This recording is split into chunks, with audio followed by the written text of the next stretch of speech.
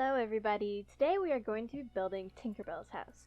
This was a great learning experience in building for me. I was building directly off of concept art and off of art from the movie itself, which is great for learning. So I started off here with Tinkerbell's little teapot, and I did a sphere with a size of 9, and then I started on the little cover on top that is kind of put out over as a little roof, and the handle and the T-spout. I was looking at it down from like above in order to get the correct shapes that I wanted, and I used gold blocks and quartz blocks to help me get the right shapes, because of course those blocks have edges and it's a lot easier to see what I'm doing. This is actually not going to be a how to build video. It's more of a time lapse and a speed build, and I just wanted to talk about some of the thoughts that were going through my head while I was doing this.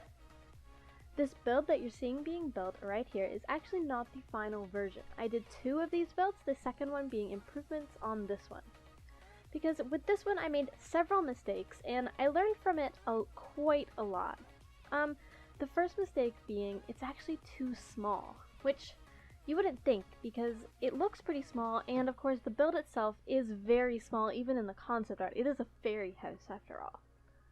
But I ended up using a radius of 11 for the sphere in my final build, and that worked out a lot better. I was able to add a lot more details, get bigger leaves on the top here, and it just looked better overall. I'll show you guys the final version once the video's over. Here you can see me placing the leaves on the top.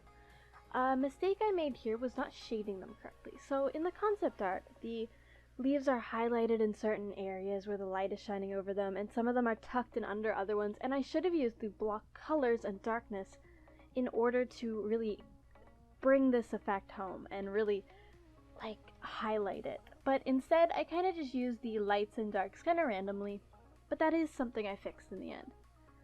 After this I begin on the little branch that's going through my handle here, which is a good little branch. However, with the scale it's too small to actually put a lantern on it. Here we can see me shaping out the branch that I'm going to put the teapot on. Of course, this branch ends up being a little too small, and although we are focusing mainly on the Tinkerbell house and not the context of the things around it, I still wanted this branch to be kind of the correct shape, which in this version of the build, it's not quite there. It's a little too small, but I end up fixing it on a server with voxel, where it's a lot easier to manipulate these types of things. Anyways, I put my little Tinkerbell house onto my branch, and it actually does fit fairly well. It looks really cute, actually, the little fairy house on the branch. And then I start kind of molding the branches around it and getting them all in the correct orientation, shape, and kind of blending it all together. Doing some more smoothing, and then I start on the branch on the other side of the teapot that's kind of holding it in. This is a really cute little branch, it's kind of just twisting along there, and I use the diamond blocks to get this shape in. In retrospect, I should have used a different color block so that I could shade it better with my brushes, because I didn't have access to voxel on here. However, it still worked out just as fine. After I'm done this, I do some final shaping, and then I begin my painting. I use oak logs with the ID 1712 and some spruce planks. The ID for that is 51. I also throw in some moss on some parts, which I use clay and wool for, green of course. And I'm shaping some branches in the back of the teapot just to help hold it up, because of course the branch is too small right now to hold the teapot up, and this is something I struggle with a lot when using concept art.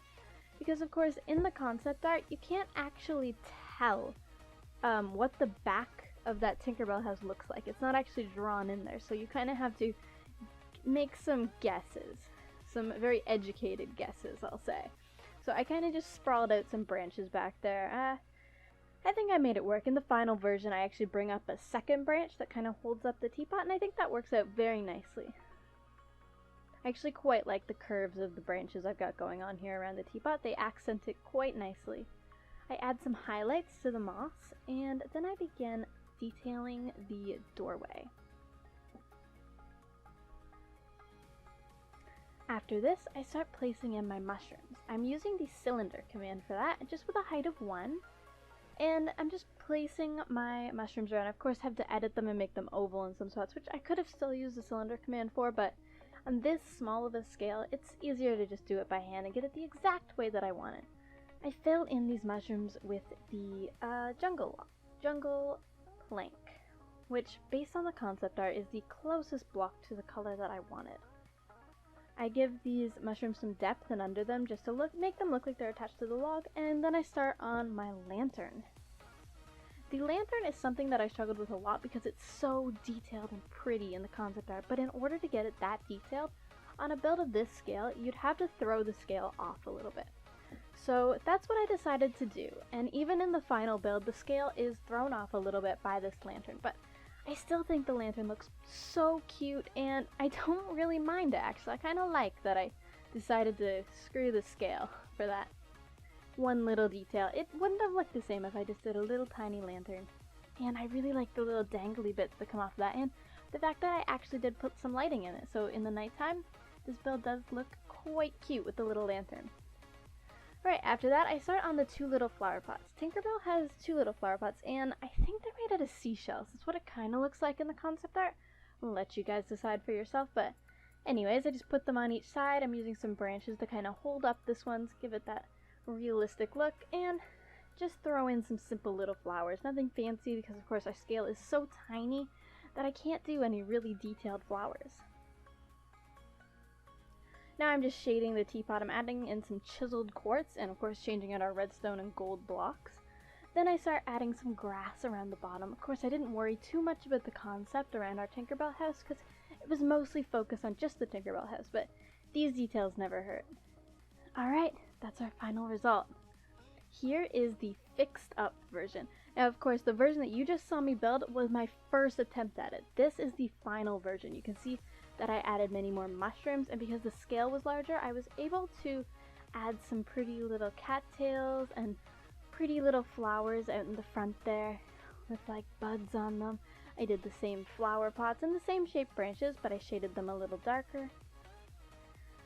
The leaves on top are shaded a lot better, and the moss going down the sides is done with voxel, as is the shape of the tree trunk itself, which I think worked out a lot nicer. You can see there's a long branch in the back with mushrooms on it going up to support the teapot, which I think really helps it out a lot. It gives it a more realistic look, as opposed to it just kind of floating and defying gravity. That never really works out too well. Things don't actually defy gravity, although they do in Minecraft. So yeah, I hope you guys enjoyed this build and enjoyed watching me make it. I certainly learned a lot doing this build, and I hope to do a lot more in the future. If you guys have any suggestions for me, please leave them below. Thanks so much for watching. Bye everybody!